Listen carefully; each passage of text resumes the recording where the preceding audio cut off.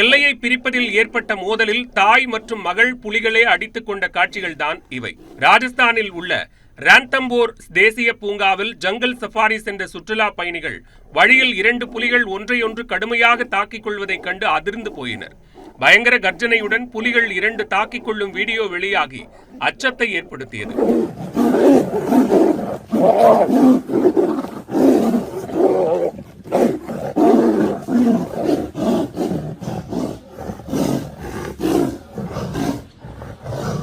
இந்நிலையில் சண்டையிட்ட புலிகள் ரித்தி மற்றும் மீரா எனவும் தங்களுக்குள் எல்லையை பிரிப்பதில் ஏற்பட்ட பிரச்சனையில் தாய் மற்றும் மகள் புலி மோதிக்கொண்டதாகவும் பூங்கா நிர்வாகம் தெரிவித்துள்ளது.